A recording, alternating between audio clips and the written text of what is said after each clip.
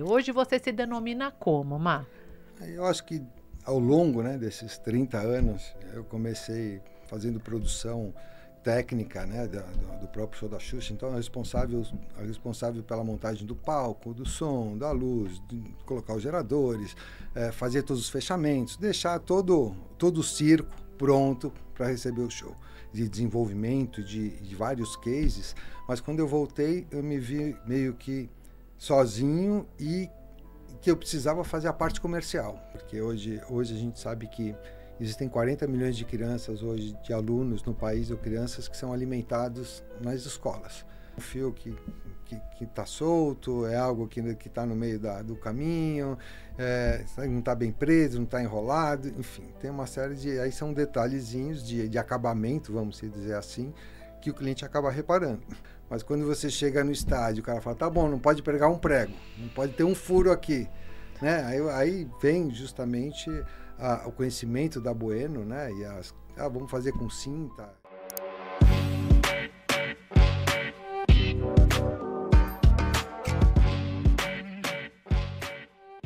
Olá, tudo bem com vocês? Sejam bem-vindos a mais um episódio do nosso ArxiCast, nosso canal de conhecimento, mas acima de tudo de convidados. Hoje nós vamos ter aqui um convidado super especial, mas antes disso, gente, se inscreva aqui no nosso canal, deixa seu like, compartilha, vamos fazer com que esse conteúdo chegue ao maior número de pessoas possível. Não é, Bu? Sim, bom, seja bem-vindo, Marcelo Scafuro. Obrigado. Chegou o grande dia, hein, Mar? Demorou, mas chegou.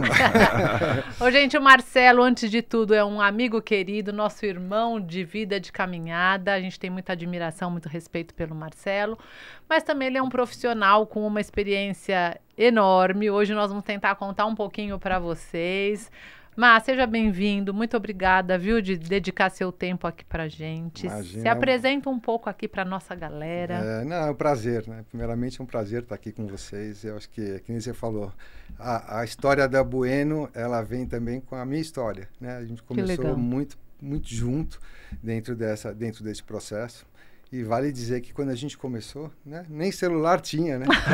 Então, era bip, Mar. Era bip. Não, nem bip tinha ainda, né? Era o bip. Então, assim, para quem hoje é produtor de evento, né, a dificuldade, a nossa dificuldade na nossa época era muito maior. Né? Então, eu comecei, na realidade, até fazendo, por incrível que pareça, fui convidado numa época, tirado de uma empresa e me aventurei a começar a fazer evento com uma pessoa que me veio propor a fazer campanha política. Né? Vamos fazer campanha política. Foi aí que tudo começou. Na nossa época tinha showmícios, né? Tinha aqueles grandes eventos com artistas, hoje não pode mais, mas naquela época movimentava-se muito a área de entretenimento, as campanhas políticas, né? E eu comecei exatamente assim, fui fazer campanha em Cuiabá, do Dante de Oliveira, quando ele saiu da prefeitura, foi para governo. Que ano, Má? Conta, você lembra, né? Tá bom, não quer falar, não fala. Eu já nem lembro, mas eu sei que, assim, eu comecei realmente, naquela época não existia nenhum curso, né, de produção de eventos, não existia esse tema, né, ou essa matéria. Então, tinha que aprender na marra, né? Tudo foi muito na raça para a gente aprender a desenvolver uma produção, né? Então, eu lembro que eu fui lá para Cuiabá, eu devo ter montado uns 30 palcos lá durante a campanha, recebido, né, artista. Sem a menor experiência, né? E aprendendo realmente na marra. É óbvio que as empresas que já estavam no dia a dia ajudavam nesse processo, porque já tinham esse dia a dia, mas a gente acabou aprendendo demais esse processo. Depois disso, passado isso, acabando a campanha, eu acabei indo trabalhar numa empresa que era nossa sócia na época, e que tinham grandes artistas, né? Na época tinha a Xuxa, Leandro Leonardo, Fábio Júnior, era uma grande empresa de entretenimento. E eu comecei, no meu início, depois disso tudo, foi produção do show da Xuxa, eu era um assistente de produção, né? E aí, dentro disso, comecei a me desenvolver, a crescer dentro desse processo, né, de aprendizado. E E aí virei produtor, aí depois teve uma época até no finalzinho que eu já vendia meio que o show e produzia, porque eu entendia muito bem do tamanho da produção e as necessidades que tinham naquela época, que já eram fora da curva do dia a dia do show business, as necessidades que tinham esse show, até por ser em estádio, viajavam 120 pessoas, então já era realmente algo fora da curva para aquela época, né? Em termos de, às vezes, vamos lá, dar um exemplo, naquela época um palco custava, sei lá, 10 mil reais, o palco dela já custava 30. Então, as proporções eram muito grandes, eram outras, né? Já para ela.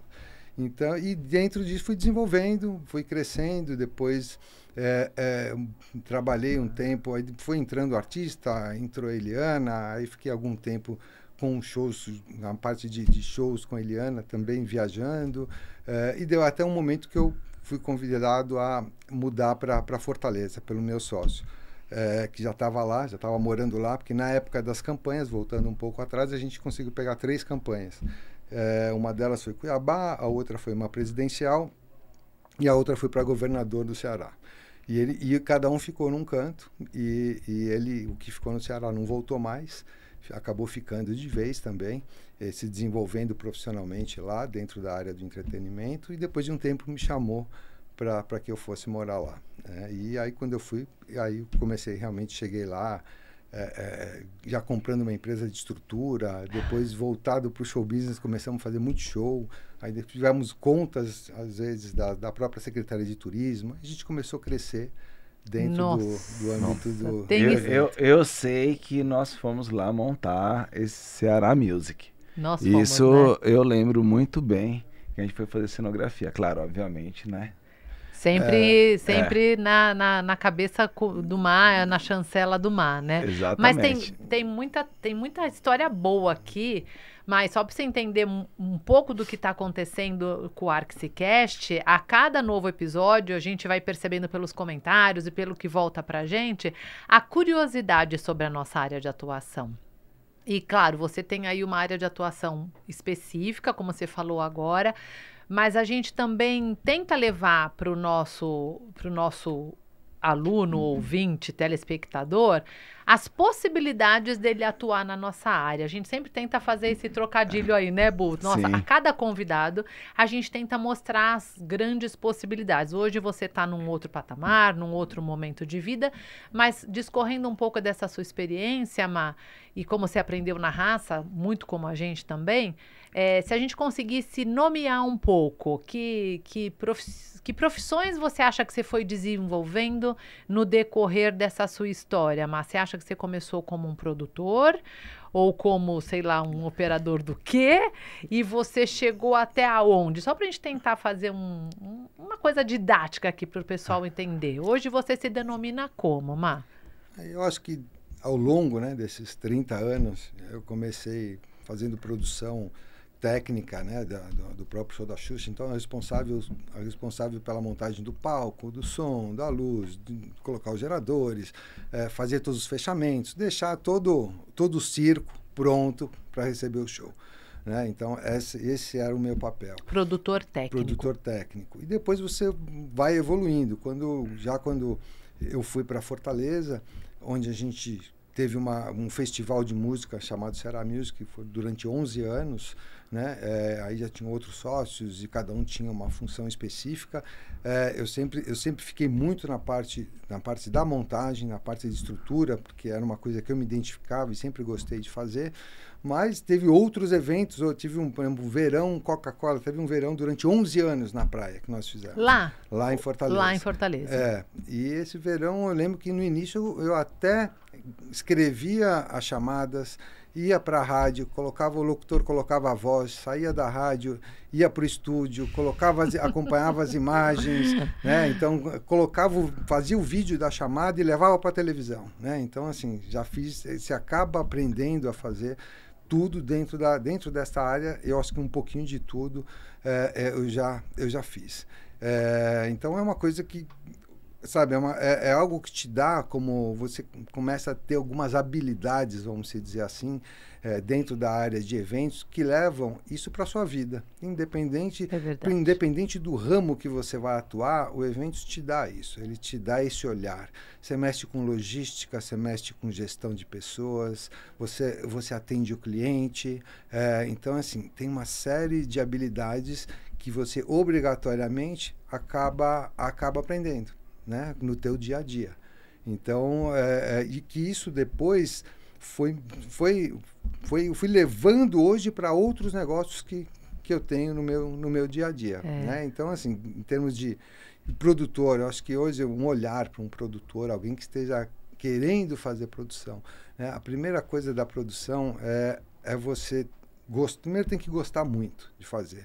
Né? Segundo, você tem que produção é cuidado o tempo inteiro com os fornecedores, com o tempo, com os detalhes. Eu acho que são coisas muito importantes, né? Porque já que você é um produtor, você é um gestor de algumas empresas, cenografia, do som, da luz, né? E essas empresas, por melhores que elas sejam, elas precisam ter alguém sempre olhando, elas precisam estar sendo acompanhadas, você precisa cumprir prazos para o seu cliente, né? Porque a hora que alguém te contrata, ele não quer saber quem você contratou, né? A responsabilidade é sua. E você depende desses seus fornecedores, que é outro ativo que durante a vida você adquire, que não são mais fornecedores, são parceiros, né? Porque tem uma diferença entre fornecedor e parceiro muito grande. E isso eu bato muito e falo às vezes para alguns departamentos de compra. Olha, eu não trabalho com fornecedor, eu trabalho com parceiro. Né? Mas por quê? Eu falei, porque é o comprometimento, né, que existe dos meus parceiros comigo para entrega e a qualidade. Né? E se você precisar de alguma coisa no meio do caminho, eles vão fazer. Vai poder contar. Vão poder contar com eles. Um outro, eu vou poder contar, mas você vai pagar. Né? E mesmo assim eu não tenho a garantia, não quer dizer que seja ruim ou que seja bom esse fornecedor, mas eu não tenho aquela empatia, ele não conhece o meu dia a dia, não conhece como eu trabalho. Então o grande ativo de um produtor são os fornecedores dele, porque isso é que vai dar a qualidade no trabalho do produtor. E no final das contas, quem faz acontecer, quem entrega mesmo são todos os fornecedores, né? E eles têm que estar muito bem amparados por você e você precisa confiar muito em todos eles. Então, e normalmente em produção você morre no detalhe, né? Um detalhezinho que você deixa passar desapercebido, onde pode te dar problema lá na frente. Produtor é um maestro, né? Isso, amor, eu lembrei um pouco do que a gente fala dessa combinação da regência, né, dos instrumentos musicais. Eu lembrei um pouco do que a gente fala do projeto da arquitetura cenográfica, é muito esse papel. E a sensibilidade que você está falando do parceiro, tudo é a sensibilidade do produtor saber, né, que hora, quem é, né, enfim. Esse cronograma, né, que a gente acaba fazendo de montagem, entender, com o tempo você entende só de olhar se está atrasada aquela montagem ou não, né? Porque alguns na cabeça do fornecedor às vezes está ok. Mas você sabe por experiência que aquilo não vai ficar pode dar pronto. Ruim. Se você não chegar lá para o teu fornecedor e falar, aumenta o número de pessoas aqui, vara essa noite aqui, porque senão não vai entregar. Então essa percepção é muito um olhar e experiência do produtor, de entender muitas vezes isso. Né? Então, e no fim você acaba tendo que essa profissão, vamos chamar assim de profissão, é um produtor executivo, é assim que você... Sim. É operacional, executivo, é mais ou menos isso, Má? Você acaba também transitando em muitos assuntos, você acaba sabendo e entendendo de muita coisa que abrange e você começa a ter essa percepção que você está falando, né? De tempo, de problema técnico, de disponibilidade de equipe, né? Exato. Ô, Má, e assim, hoje a gente, eu e o Bueno, a gente te enxerga muito também como um perfil de negócio, um homem de negócio. Então, eu imagino que você passou por várias posições nessa sua trajetória de vida, mas a gente te enxerga um outro lado, né? Interessante você falar da produção. Né, porque no caso, né, o Marcelo, ele sempre foi um produtor, mas ele era o gestor, né? Porque ele é um executivo da própria empresa dele, né? Porque normalmente a vida inteira, né, a gente trabalhou, na verdade, mas você a empresa dele também. Além de tudo ainda, tem esse perfil, né? De direção, de gestão. Então, é um negócio também que momento que virou essa chave? Que momento que você agregou, né? Também ser esse gestor, esse empresário? Isso é engraçado, porque eu comecei ao contrário, né? Eu dentro da empresa, eu tenho esse perfil e gosto do que eu faço, mas com o tempo, quando depois de um tempo a chave virou, principalmente quando eu voltei para São Paulo, que eu saí, tirei minha família do Ceará, voltando para São Paulo. Acho que foi um tempo muito, muito importante na minha vida, de desenvolvimento, de vários cases. Mas quando eu voltei, eu me vi meio que sozinho e que eu precisava fazer a parte comercial. Coisa que até então eu nunca tive muito esse lado comercial. Foi na dor. Porque na época eu tinha meus sócios que faziam muito bem esse trabalho, né? Estavam no dia a dia deles, e eu tive que aprender. Teve algo que eu tive que aprender e que é muito difícil, porque muitas vezes é uma questão de perfil. Tem gente que tem perfil comercial, tem gente que já nasce para vender, né? Que é muito bom na venda. Eu era o contrário. Meus sócios vendiam e a gente acabava conquistando o cliente na entrega. Perfeito. Realmente o cliente gostava muito daquilo que a gente entregava no final das contas, e isso é que mantém o cliente dentro de casa, né? É isso que cria a fidelidade. E eu era essa pessoa, estava nesse lugar de realmente fazer a coisa acontecer e dar esse resultado para a empresa. E depois, quando eu voltei para São Paulo, eu tive que realmente fazer essa parte comercial, aprender o comercial, ou não é que eu não saiba, mas assim, você pegar mais cancha, vamos dizer assim, né? Que nem diz uma amiga minha, se abordar melhor, né? Uma abordagem melhor com o cliente, e isso eu tive que desenvolver. É uma coisa que a gente aprende, né? Na vida a gente sempre... Só que já ir com o respaldo do seu conhecimento, traz confiança, traz credibilidade, né? Não tem nem dúvida, porque hoje eu vejo muita gente vendendo e muito pouca gente entregando algo de excelência. Perfeito, né? É isso mesmo. Então, eu pelo menos assim, às vezes não por maldade, eu acho que é muito por falta de maturidade. Evento é maturidade também. Por mais que você tenha um aprendizado, acho que o maior aprendizado que um professor ou alguém pode passar para um aluno é aquilo que ele viveu. Né? E hoje em dia nem todo mundo que está dando aula viveu o suficiente para poder passar aquilo que difere do dia a dia, do que está escrito. Né? A prática é a melhor lição de todas. E o tempo contribui muito para a gente nesse caso. Né? Então, para você ver, eu acho que, né, nós do lado de cá, eu vou te falar, né? Porque eu te acompanho fazem uns 30 anos já. Sim. Que a gente está junto na jornada, né? Eu considero o seu parceiro. Eu também, tenho certeza. Tipo, então, mas... fala que não, né? Aqui, ó, assim, ó, gravando. Não, mas assim, no nosso olhar, no meu olhar... Sim.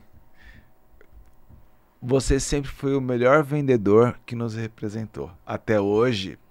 né, com esse seu lado empresarial, com tudo isso que você está falando que você teve que aprender ou não teve que aprender, mas você, dentro da nossa jornada inteira, de todos os projetos que a gente já entregou tudo, né?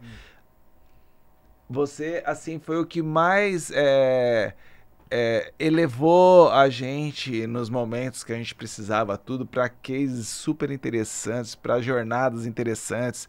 A gente nunca conseguiu ver que você precisava ter esse aprendizado. Para nós, você é o mestre, né? Assim, a gente já enxergava isso, muito legal. Não, porque assim... O tanto que fez diferença para nós, se a gente for listar aqui na nossa jornada de 30 anos, né? Quantos cases, né? Você levou a gente, né, como parceiro. E, obviamente, para a gente conseguir entregar os desafios, né? Porque era só desafio, né? Então, assim, a gente nunca sentiu isso do nosso lado. Sempre pra gente você nasceu pronto. É interessante. Legal de ouvir a história é por isso, verdade, né, Mar? né? A gente para se colocar um pouquinho para trás assim e observar e entender realmente a trajetória e que sirva de inspiração para muita gente. É o que a gente mais pretende fazer com esse canal aqui, né, Mar? Eu acho que, assim, hoje em dia é óbvio, né? Tá muito mais fácil, né? Que nem a gente falou na nossa época, se a gente for colocar os dias de hoje para os dias que nós tínhamos, nem se compara, né? As pessoas não têm nem noção do tamanho da dificuldade que o tamanho da complexidade na nossa época. Porque hoje em dia você tem algo que, dentro da área de produção, que é o essencial, e você tem de maneira rápida, é a comunicação. Né? Na nossa época não tinha isso. Na época, se você pegar, ou você passava um fax, ou você tinha no dia seguinte no escritório para conseguir falar com alguém, você não falava à noite com ninguém. Então, assim, as urgências são as mesmas, mas o time de você conseguir falar, né, com as pessoas, passar as informações pertinentes, as pessoas receberem uma planta, não é... Hoje em dia, né, pelo WhatsApp você faz tudo. E então, na nossa época era muito difícil, né? E o time era um outro das coisas, né? Também a gente acompanhava... Hoje é tudo muito mais dinâmico, né? Com a tecnologia trouxe esse dinamismo todo para o nosso dia a dia. Mas tem certas coisas que não vão mudar nunca. A percepção do profissional, daquela pessoa que quer entrar dentro da área de eventos ou do entretenimento como um todo, né? Essa visão do cuidado, de você estar sempre em contato com os seus fornecedores, está sempre pensando em toda a jornada do seu evento, você ter o teu evento muito bem montado na sua cabeça para você entender onde pode dar problema, né? Porque a grande sacada de um produtor de evento, que nem tinha um sócio meu que falava, dia de evento tem que ser que nem missa de sétimo dia, tem que estar tudo tranquilo, não pode ter correria. Que horror! Ele falava assim, ele era um doido. Ele falava, não, tem que ser tranquilo, não adianta, não vira gincana, né? Não, os caras hoje em dia viram gincana. Agora deu problema ali, corre. Deu problema no outro lado, corre. E evento não é gincana. Não é gincana. Né? Que legal, adorei.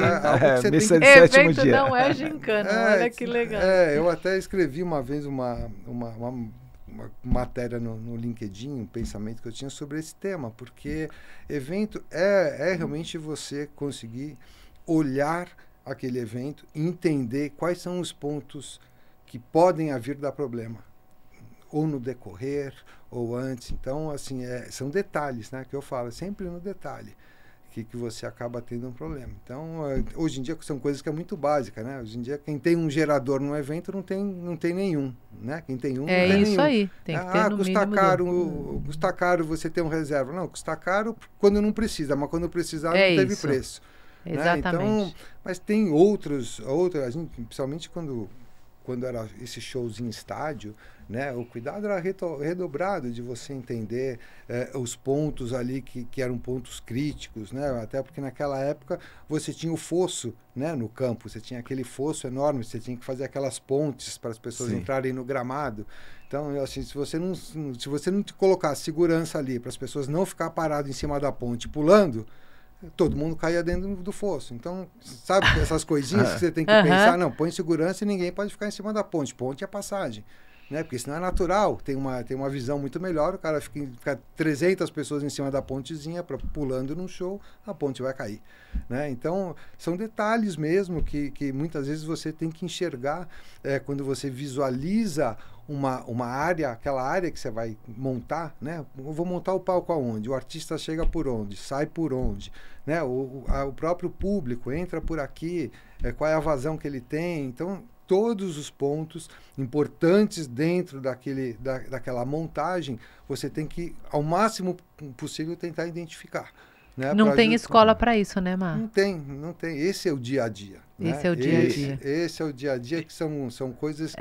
E dá um exemplo, assim, com números, fala, nossa, eu fiz um projeto, assim, que os números eram, assim, absurdos, só pra gente entender o negócio no show business, de principalmente, né, assim, de shows, assim.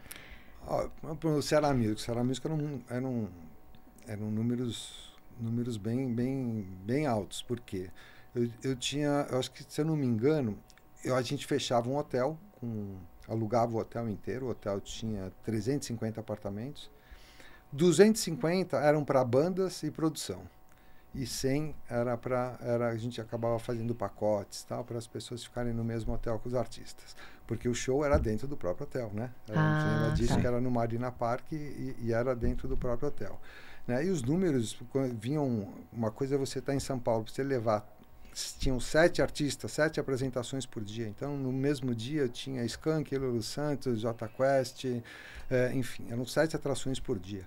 Então, você imagina o fluxo, né, de 7 bandas saindo e entrando durante 3 ou 4 dias, né, vindo, eu acho que eram 16 toneladas só de equipamento de extra em termos de voo, né, de passagens aéreas, eram 300, 400 passagens. Então, assim, eram volumes muito grandes em termos a operação era muito grande. A operação era complexa. Era complexa, né, de você estar entrando e saindo com artista, van chegando, caminhão, enquanto um estava chegando, o outro estava saindo.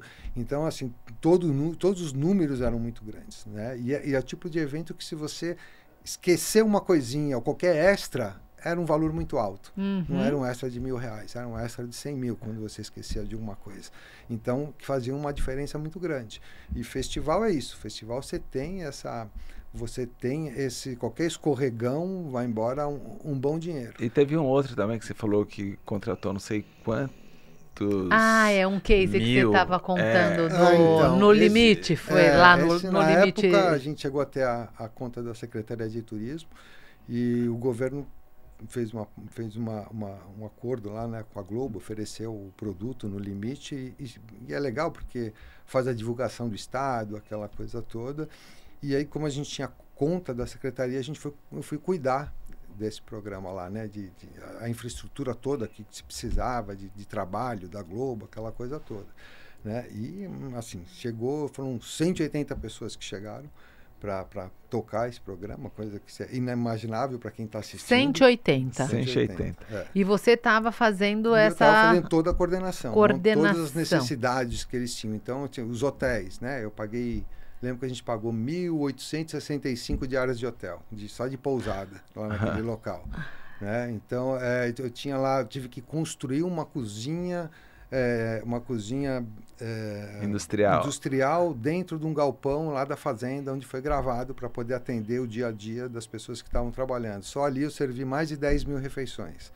Meu Deus, então, assim, são números muito fora da nossa realidade. Eu tinha 25 carros 4x4 alugados, eu tinha mais 12 quadriciclos, eu tinha um helicóptero, eu tinha um barco que eu tinha que ter. Então, assim, isso porque envolvia a própria segurança, né, que envolvia até exército, porque era dentro do mato, defesa civil, e não podia sobrevoar por cima, então tinha uma série de detalhes. Mas a produção em si, que não aparece... E o lago, né? Então, isso é uma curiosidade. Tinha um lago, o pessoal precisava comer. E aí tinha um lago nessa... O pessoal, os participantes né, do reality, desafio lá, do reality. Tinha lá um lago que eles tinham que pescar. O único detalhe é que o lago não tinha peixe. Então a gente teve que mandar comprar 2 caminhões de peixe, né, e jogar dentro do lago para eles conseguirem pescar e comer. Alimentar durante se alimentar. Então, incrível isso. Tem incrível, até para... E era um lugar, assim, era duna que até 4x4 conseguia ficar lá, encalhar dentro do lugar, que a gente ficava jogando casca de coco nos lugares para a gente poder se movimentar com as 4x4 ou com caminhão, né? Teve um gerador que tinha que colocar num lugar estratégico, onde tinha lá um lugar onde ficavam os médicos, uma equipe médica que ficava num posto, né? E aí tinha que colocar um gerador, não sei o quê, tive que levar de helicóptero o gerador, porque não tinha como chegar. Né? Então era uma loucura mesmo essa produção, uma produção que até os próprios animais, né, que aparecem muitas vezes na televisão vieram do Rio de Janeiro. Nem todos os animais são da própria região. Ficava no ar-condicionado. Tinha uma casa alugada para eles, né, para os animais. Piscina, tudo, né? Spa para os animais. Mas é assim, ouvindo isso de fora, a gente não tem noção, né? Quem está assistindo ali não tem a menor noção do que acontece nos bastidores, né? Mas ao mesmo tempo eu fico pensando, meu Deus do céu, como uma pessoa consegue chegar numa oportunidade de trabalho dessa, né? Isso é uma das coisas que eu fico pensando, mas tudo bem, não vou te perguntar isso porque você já acabou contando pra gente que você foi conquistando tudo isso, mas me parece fichinha evento corporativo quando eu ouço um negócio desses, assim, dessa proporção, dessa responsabilidade, até o próprio show business, eu sempre achei ele mais complexo. do que o evento corporativo, que normalmente a gente está num lugar controlado, com as coisas ali mais preparadas. Normalmente é um espaço para eventos que tem ponto aéreo, parece uma coisa bem mais tranquila. Como será que está essa questão de profissionais nessa área de show business? Será que eles estão passando pelo mesmo problema que a gente, que está faltando gente para trabalhar? Ou as pessoas entenderam que talvez show business é muito mais legal e mais rentável? Todo mundo migrou para lá. Você tem essa noção? Olha, eu acho que show business, acho que faz muito tempo, na realidade, que eu não atuo dentro de... ou comprando show, ou realmente fazendo a parte empresarial, né? Não, uma coisa é a parte de produção, outra coisa é a parte empresarial, né? dentro dessa ótica. Eu sinceramente, dentro da área do show business, eu não consigo, sabe quando a gente enxerga algo dentro dessa área? Quando a gente vê alguma reportagem que algo aconteceu. Né? É muito mais nisso, porque afastado. Eu vejo que hoje o pessoal conta muito com a sorte, e pouco com os cuidados, né? Então deixam passar muita coisa importante dentro da perspectiva de produção, que são coisas importantes. Eu fui fazer uma produção de um São João lá no Nordeste, e aí o que acontece lá? Muitas vezes o fornecedor não é meu. O fornecedor é licitado, ele ganhou a licitação, ele vai lá e monta aquilo que ele ganhou. E aí teve uma empresa lá que ganhou para fazer palco e para fazer os camarotes, né? Aí começou a montar, eu passei e falei, isso aqui não vai parar de pé, isso aqui vai cair. Você não estava envolvido, não na produção, você estava envolvido... Eu estava envolvido na produção, porque lá é diferente. Lá você tem uma licitação para os fornecedores e tem uma licitação para a empresa que vai fazer a produção. Então, a produção do evento, ela tem a gestão, tem que olhar para a montagem, ela que coordena toda a montagem, mas ela não pode falar, não quero mais você, é outro, aquela empresa, acabou, né? Então, assim, a gente acabava vendo algumas coisas que a gente já passava, isso aqui não vai passar, isso aqui vai cair, isso aqui vai acontecer, né? E dito e feito, né? Aconteceu. Aconteceu, né? Então, assim, aí depois embargam, aí vem aquela história toda, é complicado para você, né? Tem que desmontar uma parte para montar de novo. Então, assim, a gente ainda vê muita coisa acontecendo. Nesse caso, eu acho que assim, a gente não consegue... quem tem que punir ou não somos nós, né? Você não tem quem essa contratou, autoridade, né? sobre isso. A gente não tem essa autoridade. Mas eu acho que, assim, você vê muita coisa ainda. Ou, assim, eu vejo muitas vezes excesso de pessoas em produção, né? Eu não sei se é porque na nossa época a gente fazia tudo... A gente fazia o que... Tem isso também, fazia muitas coisas... Muitas coisas ao mesmo tempo. Ao mesmo tempo e supria muito, né? E hoje acaba se dividindo um pouco mais todo esse processo. Então, talvez a pessoa... legal, vou se especializar na área de logística. Então, sempre que tiver alguém, eu que vou cuidar de hotel, vou cuidar do traslado, vou cuidar das passagens, vou cuidar de todo esse lado, né? O outro, aí tem uma pessoa que gosta de cuidar de catering. Então, vou fazer toda a parte de A e B. Então, tem pessoas que já têm esse perfil e vai cuidar. Então, você acaba... Hoje em dia, você vai dividindo. Tem os que cuidam da cenografia. A gente tem conversado com alguns produtores aqui. E hoje, a gente percebe que realmente está muito direcionado para determinada atividade. Não é claro, existe o produtor master, quem coordena, mas normalmente ele também está coordenando planilha, gastos. Então, o master, ele não está diretamente ali na operação. Ele está na gestão. Mas quem passou por aqui, a gente entendeu que está bem fragmentado. É quase um produtor especialista para cada coisa. Eu acho que hoje em dia está muito nesse lugar. Né?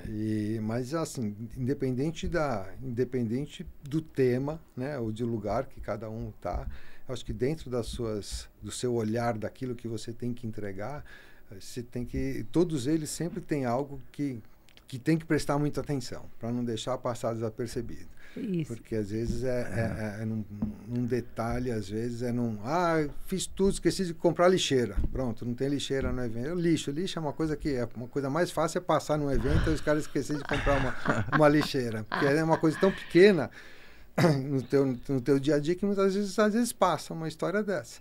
Né? Você vai ver no dia do evento, tá bom, e cadê os lixos? É loucura. Né? Então, são coisinhas que realmente acabam... E que parece uma bobagem e que, de assim, fato, quando não o é. evento é seu, é uma história. Mas quando você está trabalhando para um cliente, né, que é um evento o corporativo, você está sempre atendendo a um cliente. Né? Então, ele não é complexo... Pode ser que não seja complexo em termos de montagem, mas ele acaba sendo complexo no cuidado e nos detalhes que você precisa ter. Porque como ele é pequeno, qualquer coisa ele visualiza. Destaca demais, é verdade. Dentro do processo. Exatamente. Né? Então, é um fio que está solto, é algo que está no meio do caminho, não está bem preso, não está enrolado, enfim, tem uma série de... Aí são detalhezinhos de acabamento, vamos dizer assim, que o cliente acaba reparando.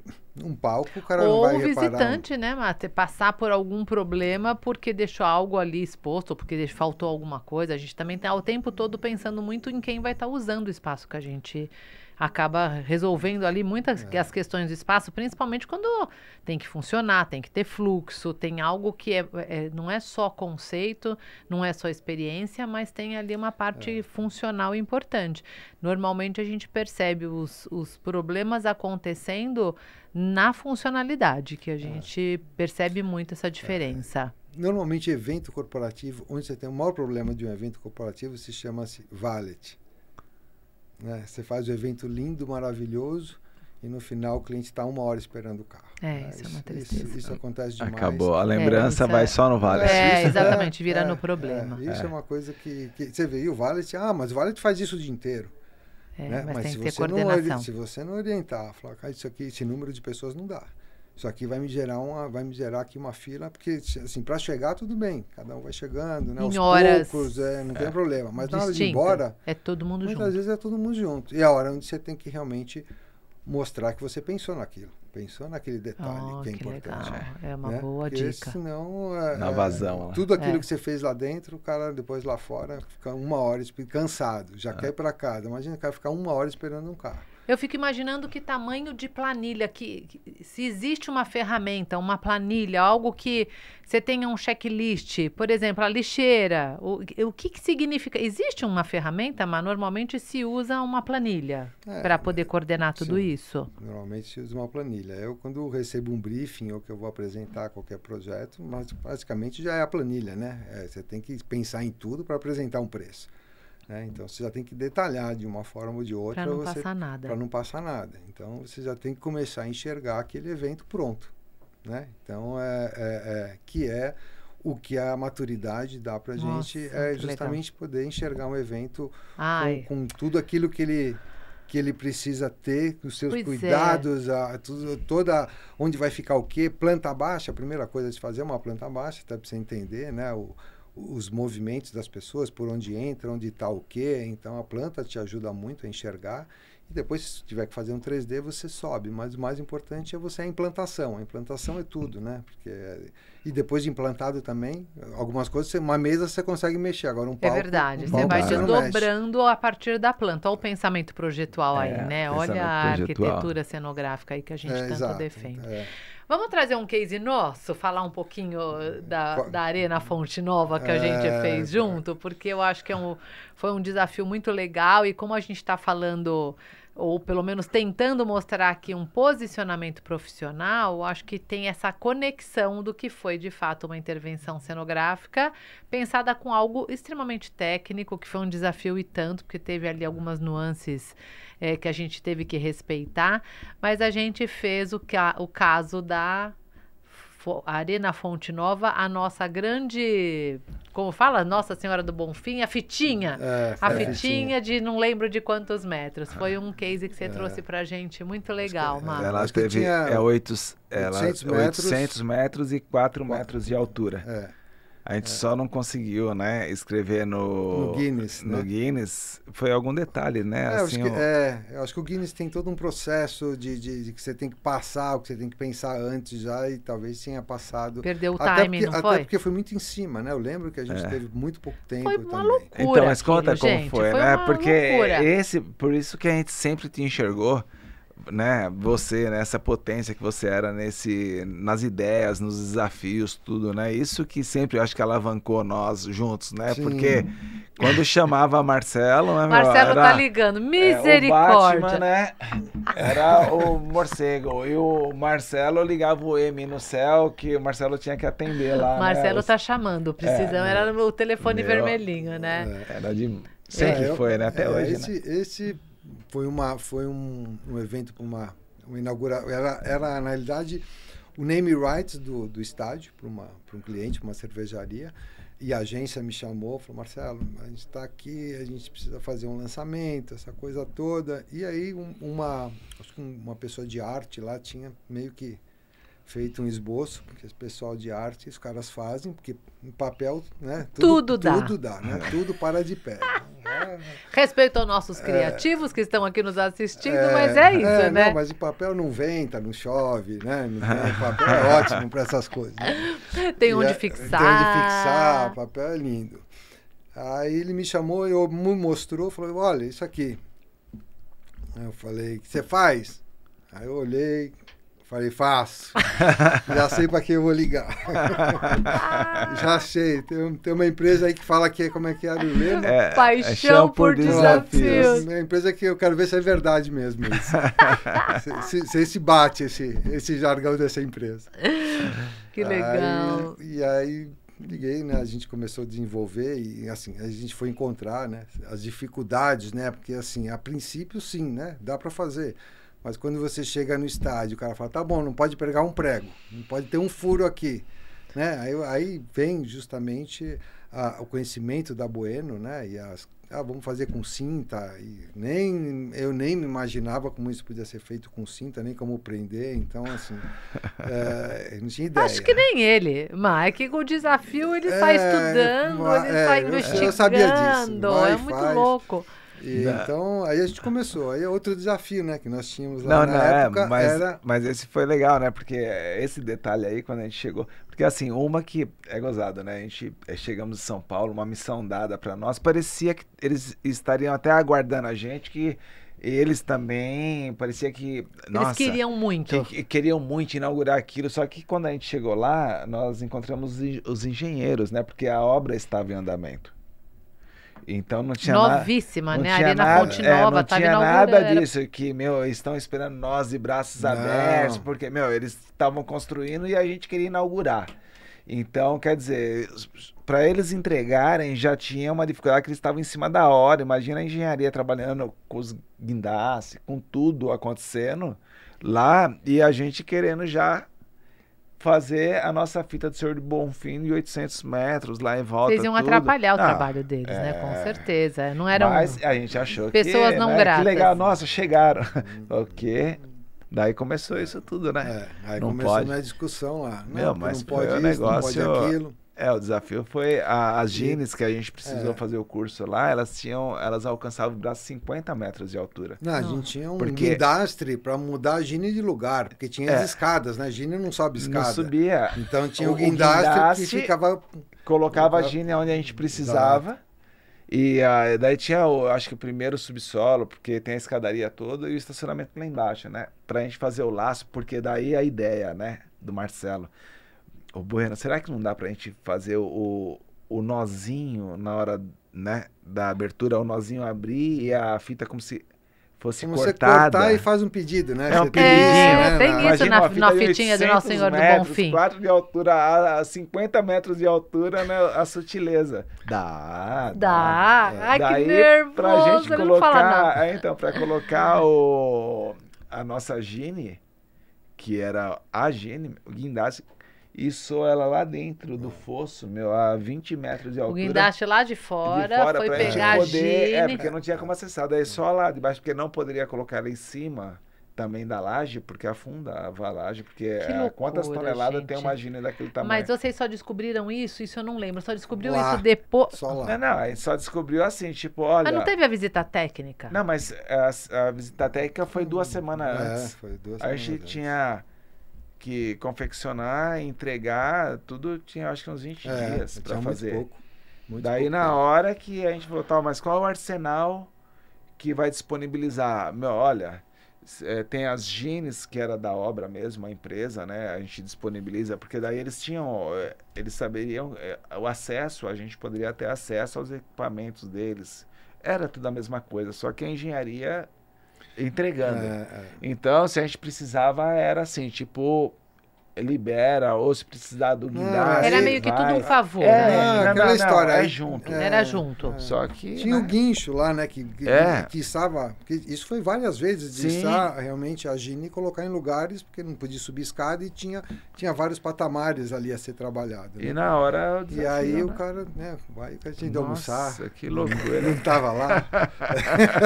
Ainda tem essas coisas que a gente nem conta, né? Cadê o homem? Não tá lá pra mexer na máquina. E Mas, se não bastasse encapar a arena inteira, 800 metros, vocês queriam que abrisse, né? Na hora da no inauguração. final, tinha não, que- porque tinha lugar, porque não podia colocar um prego, não podia nada. E tinha lugar no fundo que esbarrava até no ambiente de casas ali, um outro lugar beirando o estádio, né? Tem a distância.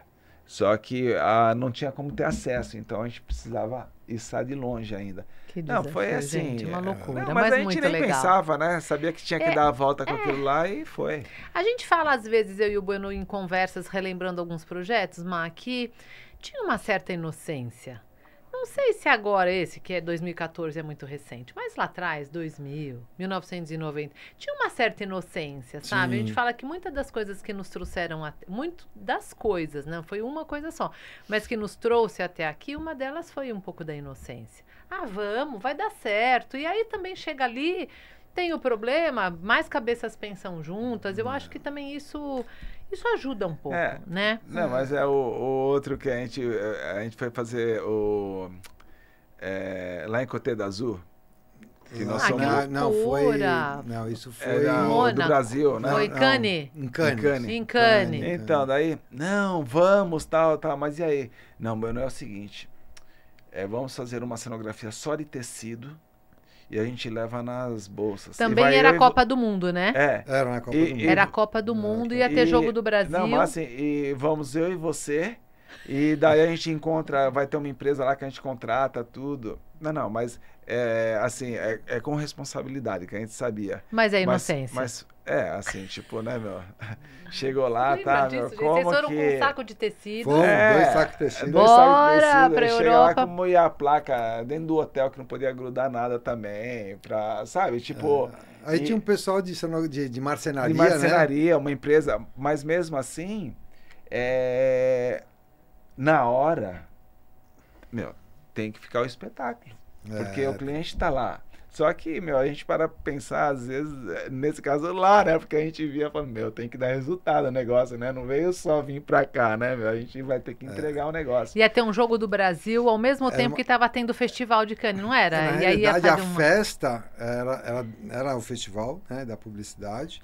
A festa era no dia do jogo e os Isso. convidados iam lá assistir o jogo. Né? Então a gente fez toda a festa, a decoração da festa, tudo, e passou lá foi no telão. No telão. Ah, Tá chique bom, isso, né, gente? A gente já foi ter bom. feito esse projeto lá em Cannes, né? Foi muito legal. Mas assim, não, vamos lá. Tipo,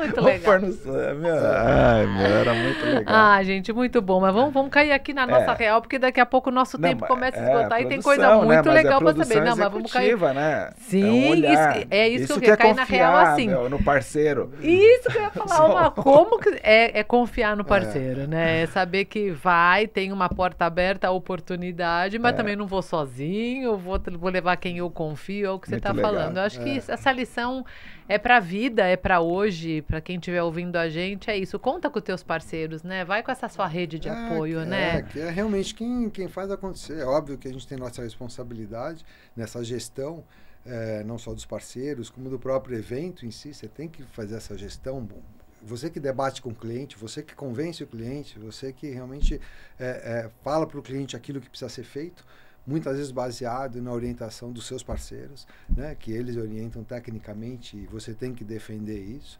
E, então, a nossa função é muito essa também. Muito de realmente você tá... E era bacana nessa época, porque na época era o provedor Terra, né? A gente fez, inclusive, 8 anos de Carnaval de Salvador. Carnaval de Salvador. Lá vocês fazendo comigo o camarote, que era uma coisa bem bacana também. Né? Mas a confiança que eles tinham na época...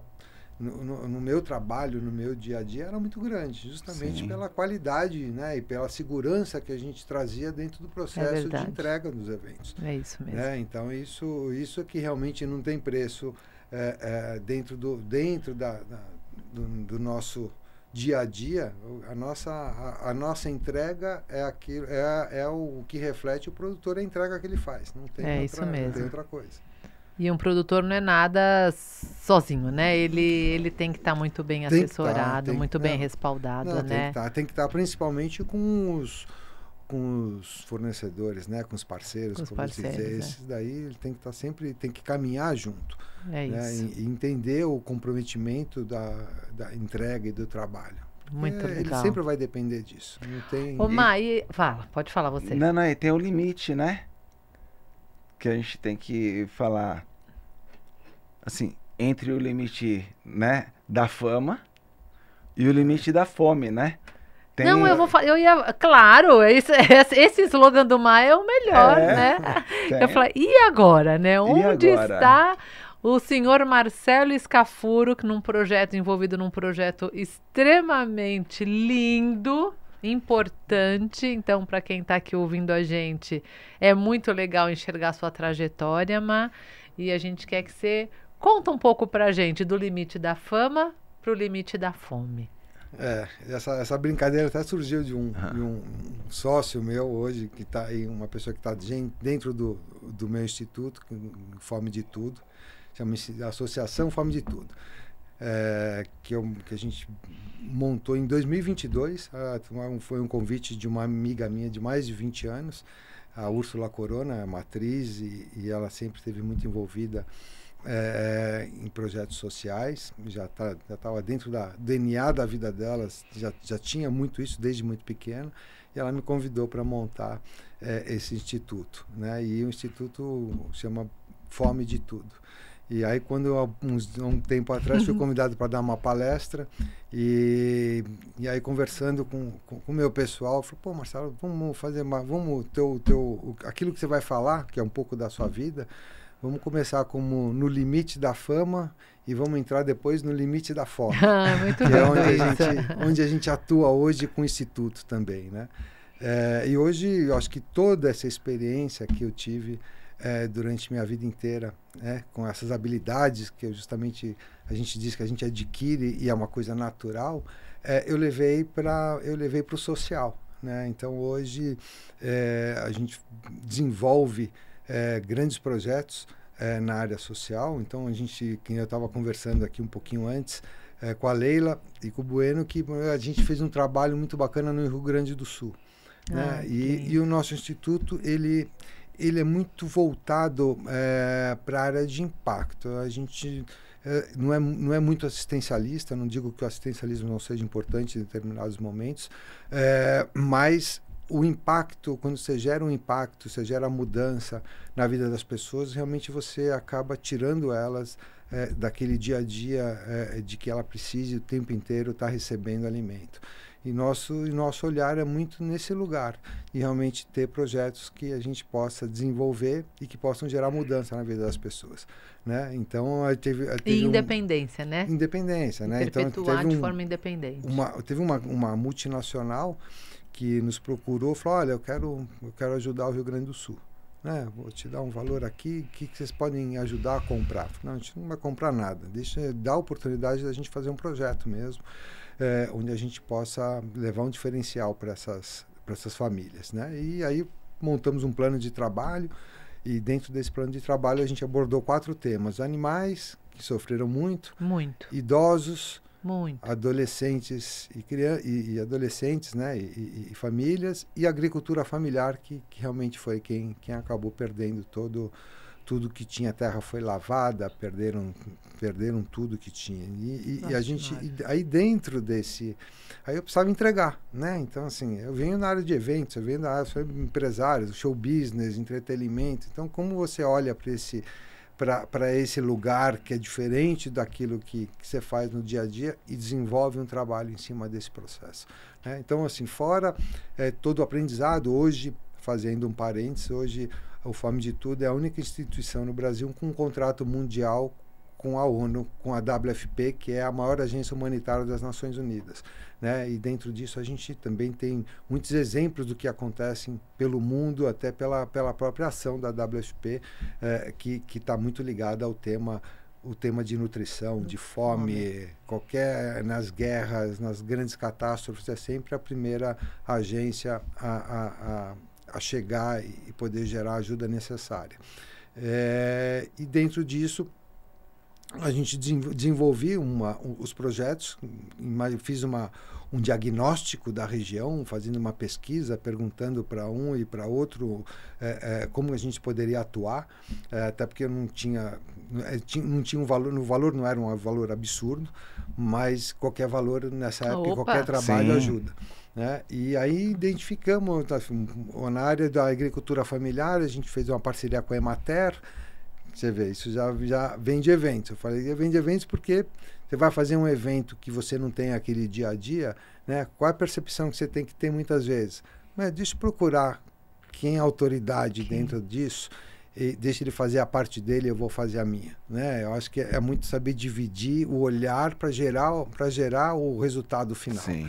Então, eu conversando com a Emater, que é um órgão que tem agrônomos, técnicos agrícolas, que tem o dia a dia na agricultura familiar, eles encontraram uma área que tinha sido muito afetada e tinha uma associação com 24 agricultores familiares que tinham perdido tudo, não tinham mais nada, estavam desistindo, aquela coisa toda. Eu falei, não, então vamos fazer um trabalho. É aqui nosso lugar. Vamos recuperar essas famílias, né? Vamos recuperar a dignidade, recuperar a renda. E assim foi feito, né? Comprei adubo, compramos calcário, compramos sementes, até sombrites a gente acabou comprando, e eles assim começaram novamente o seu plantio, né? E aí eu combinei com eles, falei, olha, então eu vou retomar a vida de vocês, vou ajudar vocês aqui, mas eu quero que uma parte dessa colheita beneficie outras famílias que estão em segurança alimentar, que precisam de linda, alimentos. Né? Uma rede, né? Então, assim, eu criei toda uma coisa na cabeça, uma estratégia, uma coisa para gerar o maior impacto possível, né? Ia ser melhor, ia ser bom para todo mundo. O meu cliente ficou feliz, porque a gente gerou um impacto muito maior do que aquele que a gente colocou dentro do plano de ação, né? Do plano de trabalho. E hoje a gente acaba, não só recuperei 24 famílias, como hoje a gente sustenta, né? Ou ajuda mais 250 famílias. A cada 15 dias com uma cesta linda, uma ação enorme. Com 24 chegou em 250. Em 250. Né? Então, essa visão que hoje eu vou começando a construir dentro de tudo aquilo que a gente vai fazer na área social, é sempre assim, qual o impacto que isso pode gerar para essa família, né? Qual o benefício? Isso foi um impacto na área de alimento, a gente fez uma outra na área da educação, onde eu proporcionei a alguns jovens alguns cursos profissionalizantes, onde eles tivessem oportunidade de ou empreender ou gerar empregabilidade dentro disso. Então gera também um desenvolvimento e uma ajuda, e isso impacta na família, né? Os idosos, a mesma coisa. Idosos é algo que a gente fez um trabalho muito lindo com eles, porque o Rio Grande do Sul tem uma estatística aí que o Rio Grande do Sul é o lugar onde o índice de suicídio é o maior do país hoje. Nossa. E com essa enchente, essa coisa toda, os idosos, muitos deles perderam, né, todas as suas casas, perderam familiares, enfim. E aí a gente fez um trabalho com eles voltado à saúde mental e à saúde física. Então, assim, a gente também pegou um parceiro que já tinha um trabalho muito bacana, de 35 anos com idosos, mas também estavam sem condições nenhuma de fazer nada. Estruturamos eles novamente, né? Compramos até equipamentos de ginástica, som, microfone. Falou, então agora vocês vão fazer ginástica, vou fazer aula de canto, aula de dança. Então a gente começou a movimentar esses idosos para que eles tivessem uma atividade que melhorasse a saúde mental, um assistente social sempre acompanhando todos eles. Sempre buscando esse apoio com quem já estava envolvido em determinada... E às vezes esse pessoal que está envolvido com esses temas, eles nunca tinham feito esse tipo de ação. Pois é. Estão há anos lá e nunca tinham feito. Então a gente traz o nosso olhar. Que legal. Né? Mas toda a tecnologia embarcada, né, dentro da expertise que você teve da área de eventos, que parece que é a mesma coisa, mas não é. São pensamentos diferentes, visões diferentes. Então, e sem falar o perfil de fazer acontecer, né? Então, porque isso ainda ter essa visão, estratégia, né? E executar. Não, porque eu estou num lugar que não é meu, né? Não estou em São Paulo, eu estou no Rio Grande do Sul. Então, assim, a terra não é minha. Então, eu preciso até fazer esse diagnóstico, identificar, criar essa empatia, né? Que as pessoas têm que criar essa empatia, com essa confiabilidade no teu trabalho. Né? Então, essa é uma conquista também, né? Então, e foi muito bacana. A gente foi lá, eu fui lá depois que o processo já tinha iniciado, né? Para visitar, para ver como é que estava indo o trabalho. Assim, foram 4 dias foi eu, a própria Úrsula, mas foi a gente 3 dias chorando em todos os projetos que a gente ia, porque era emocionante, né? Porque nossa, que diferença para a vida, né, Má, participar disso? Porque a gente fica tão envolvido, né, na produção de entregar essa história toda, mas a gente nem se toca daquilo que a gente está fazendo com a vida das pessoas. Só com os depoimentos das pessoas que você realmente cai em si do benefício que você está trazendo para essas... Ainda mais numa condição dessa, né? Numa condição dessa. Pior ainda. E eu vou te falar, seja qualquer projeto social que gere impacto, seja ele num momento desse que o Rio Grande do Sul passou, ou em outras comunidades que você possa levar um bem-estar, ou possa levar... É impressionante a nossa cabeça, a cabeça de produtor, vamos entregar, mas para quem está... E a gente mal percebe o que a gente está proporcionando para quem está recebendo. A gente não enxerga, né? A gente não porque tem... parece que... Para a gente é uma normal, responsabilidade que nós quase uma obrigação ali. E uma responsabilidade que a gente tem de fazer a coisa bem feita e gerar impacto. A gente tem essa obrigação. Mas, assim, é indescritível quando você consegue enxergar o depoimento dessas pessoas, ou quando você vai pessoalmente entender a vida dessas pessoas e onde elas estavam e que lugar você está colocando elas nesse momento, com a oportunidade que você está gerando. Lindo, né? Que trabalho então, lindo. Isso é algo que a gente vem já muito... Há 2 anos que eu venho trabalhando, a gente já 3 anos vai fazer esse ano, que a gente... tem o Fome de Tudo, e que a gente vem construindo essas vertentes e essas entregas, né?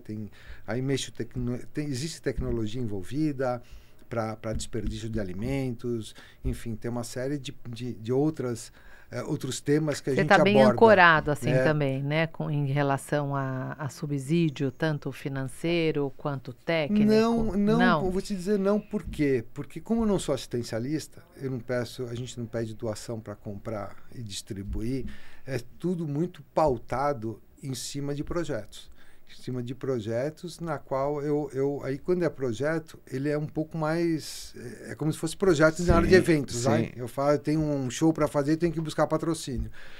Só que os nossos projetos são projetos de impacto, são projetos que a gente vai nas empresas e as empresas acreditam naquela recuperação daquelas pessoas, né, ou daquele local, e acreditam no nosso trabalho, aí eles sim, eles acabam disponibilizando o dinheiro, fazendo essa doação. Porque o próprio projeto consegue ser vendido, assim, dá para perceber o impacto que ele vai ter. Exato. Então, quem vai gerar. Tem uma preocupação com ESG, que outras empresas estão se preocupando muito em... Tem muita empresa que quer doar e não sabe para quem doar. Né? E não tem a segurança para quem vai doar. Então, assim, a gente agora está indo para a segunda fase desse projeto, porque assim, a gente criou um relatório muito bacana, né, para quem nos Você ajudou. participa diretamente disso, Mar? Não, eu participei diretamente de todo o processo, porque eu estava à frente de toda essa entrega. Olha, eu estava à onde te frente de trouxe. tudo, e depois eu faço o relatório, né? Porque eu que estava de frente, então eu acabo fazendo o relatório, dizendo qual é o impacto, nome e CPF de quem recebeu com cada doação. Então, essa é uma coisa super transparente que a gente acaba fazendo, que isso credibiliza muito o processo. Então é algo que hoje na minha vida é o que eu estou muito envolvido. É e óbvio o que te move. O que eu fiquei até encantado quando o Marcelo mostrou, assim, que eu até te contei, né, do relatório. Enfim, é um super relatório, né? Apresentação. Daí esse detalhe não é que é o nome e o RG da pessoa. Tem lá a listinha, várias páginas, né, com os nomes e RG de quem se beneficia? Só que na frente tem a rúbrica, assinatura, certinho, tudo que é a prova de que foi. A pessoa tá autenticando, né? Então não é uma lista. Sim, não, sim, é um documento assinado. Documento que eles assinaram de todos os recebimentos. O cara recebeu o calcário, o cara que recebeu então é muito a semente. Assim, você fala, nossa, quando chega um relatório desse, você fala, meu, tem lá, vai 500, 1000 assinaturas, mas isso dá muita credibilidade. O aval, né? não é um negócio Perfeito. falado, colocou um número, uma estatística, não. Até porque lindo, hein? É importante, né? Acho que aí a gente precisa partir para o final. Se deixar que a gente vai embora, mas depois a gente continua. E o Mar do futuro? Onde que isso tudo te trouxe até aqui? Para onde você está indo? Conta aqui para nós. Daqui 10 anos, nós, daqui 10, daqui 20. Para onde vai? Esse futuro que é agora, que é esse projeto lindíssimo você acabou de contar, claro que isso te coloca num lugar de muito privilégio. Né? Porque a gente, com a maturidade, a gente gostaria realmente de ter essa chance de viver algo tão emocionante quanto fazer a diferença na vida das pessoas. Sim. É um pouco do que a gente tenta aqui com a Arx, compartilhar aquilo que a gente sabe, enfim. Não é ínfimo, né? Perto disso. Mas, e o Mar, para onde está indo a partir de então? Vai para onde? Essa é uma pergunta difícil. Adoro fazer essa pergunta difícil. Né? Fala isso. Pergunta difícil. Tem que perguntar pro homem lá em Ei, cima. a gente tá esperando que vai estar liberado. Até porque a gente... Por mais que a gente planeje, eu acho que assim, planejamento. Primeiro que a história do Fome de Tudo é algo que realmente me faz um bem danado, encanta realmente você poder estar ajudando as pessoas. É um dia fazer com que o Fome de Tudo ele seja autossustentável, né? Porque se um dia eu não estiver mais aqui, que ele possa continuar beneficiando, ajudando essas pessoas. Né? E como profissional, eu acho que assim, todos os dias a gente eu venho nesse dia a dia do social, mas a gente sempre acaba tendo oportunidades, né? Eu acho que o mercado automaticamente ele vai muito. Algumas pessoas que nos conhecem de muito tempo, o nosso mercado mudou demais, mas em alguns momentos as pessoas sempre principalmente das antigas que já nos conhecem, que hoje tem grandes realizações, hoje tem grandes eventos, acabam sempre precisando que a gente vá buscando para orientar, para fazer, porque assim nada mais é que qualquer evento que você vai fazer, ele se traduz em pessoas, né? O resultado desse evento são as pessoas que estão do seu lado e que têm a competência para que aquilo realmente seja feito. Então, eu assim, tenho tido alguns convites. Como consultor, assim? É mais ou menos uma coisa assim? Não às vezes para o próprio evento em si, sabe? Para o próprio evento. Assim, eu não tenho na própria área, por exemplo, no Fome de Tudo, eu tenho a ideia de fazer um evento de impacto. Um grande congresso, né? Onde a gente possa trazer atores que fizeram algo em seus países, ou cases que mostrem para os gestores públicos ou privados aqui diante de alguns problemas, como foi resolvido. Qual a experiência? Não, e como foi resolvido, porque hoje você tem muita teoria e pouca prática. É verdade. Né? O pessoal fala muito do que tem que fazer, mas ninguém faz ou ninguém fez. Né? Então, é importante hoje que tem muita coisa importante na área social que está acontecendo, muitas dificuldades, e cada país tem o seu, e nós temos os nossos, mas quando você começa a trazer cases importantes ou soluções importantes, e você colocar isso num congresso, talvez... A troca é muito rica, né? A troca é muito rica e muitos gestores podem se identificar com essas trocas, né? Então... E deixa eu fazer uma pergunta interessante, eu acho que é interessante, né? Você falou do Fome de Tudo, você está falando, né, dos gestores, das empresas. Só para a gente entender, quem é o seu cliente? Nasceu da onde? Não que nasceu da onde, Fome de Tudo, né? Mas eu tenho uma empresa, eu tenho ideia de ajudar. Como que eu procuro? Qualquer empresa pode ajudar? É um fundo? Como que isso funciona? Só para a gente esclarecer um pouco aqui, porque provavelmente até abrir esse canal, a gente vai ter favorecer, muitos alunos, enfim, para entender, eu queria saber como que funciona. Quem que seria? Quem que pode contribuir com o Fome de Tudo? Buscar quem? Então, o governo? O Estado? Então, o Fome de Tudo, ele tem agora ele vai sair com uma campanha, né, chamada Fome Não Tira Férias, porque hoje a gente sabe que existem 40 milhões de crianças hoje, de alunos no país, ou crianças que são alimentados nas escolas. Né? Durante 200 dias letivos, a escola gera a alimentação necessária para essa criança, e muitas delas a única alimentação diária que ela tem é na escola. Né? E a gente está fazendo uma campanha agora para suprir, vamos dizer assim, os outros 165 dias do ano, né? Dizendo que a fome não tira férias, porque quando tem férias, como essa criança se alimenta. Né? Então, é uma campanha nacional que que vai para o ar em breve, onde aí sim vão ter doações de pessoas físicas, a gente vai ter essa informação, e muitas vezes a gente tem empresas que às vezes querem ajudar a campanha. Então tem o lado empresarial, tem o lado pessoal das pessoas que vão doar, e muitas vezes a gente, que nem nesse caso do Rio Grande do Sul, uma empresa que nos procurou porque ela queria fazer uma doação e não sabia.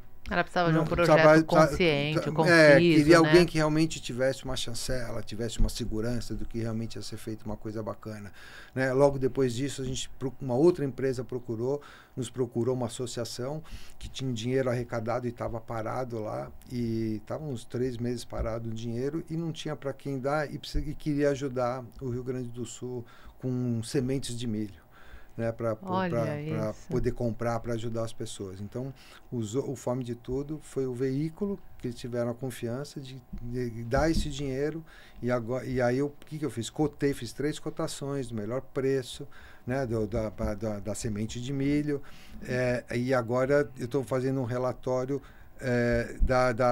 das 850 famílias que receberam essas sementes de milho. 850? Foram 1.616 sacos de sementes de milho distribuídas para 850 e poucas famílias. E agora eu estou aguardando o pessoal da Emater, que está lá, que é nosso parceiro. Eles vão dar nome, CPF, tirar foto de quantos sacos foram, enfim, aí estão fazendo aí eu vou juntar tudo isso e vou fazer um relatório, né, para essa associação. Eles têm vários associados, eles precisam prestar conta. A parte financeira eu já prestei, foi muito fácil, né? Recebi, fiz a cotação, comprei a mais barata, logística de entrega, encerrou, fechei a parte financeira. Agora eu vou para a parte de impacto, né? Colocar para ele exatamente quem foi. Eu tenho lá um Google Forms lá, que o cara vai preencher bonitinho lá, nome, endereço, quantidade de sementes recebidas, entendeu? Então aí eu vou ter todo um relatório, a gente presta essa conta, bem estruturado, né? Em algumas delas, quando eu tenho oportunidade, eu mandei um menino lá filmar a chegada, tirar foto da chegada de todas as... Registrando todas as fotos do caminhão chegando. Depois teve uma outra entrega simbólica em uma das das regiões, né? Porque quando chegou lá foi dividido em 12 ou 13 municípios, as sacas, e aí cada gestor local da Emater, junto com a prefeitura, fez a distribuição para os agricultores familiares, né? Então a gente teve uma simbólica que eu fui lá pessoalmente e a gente viu todo o processo. E só para assim, mais um detalhezinho. E daí, no caso,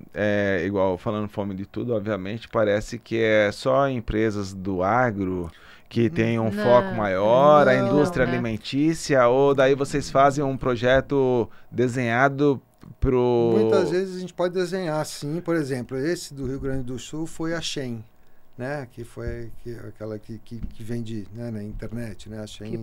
Que patrocinou, não, que tinha um valor que ela queria disponibilizar e estava procurando um projeto. Exato. Então a Shein falou, mas preciso fazer esse projeto, né? Quero ajudar de como a gente pode ajudar. Então é uma né? abrangência então, assim, a Shein, maior. Então, assim, a gente tem alguns projetos com o Instituto TIM, às vezes a própria TIM. Então, Os institutos, de um modo geral, devem buscar muita parceria de confiança também, sim, né, Márcio?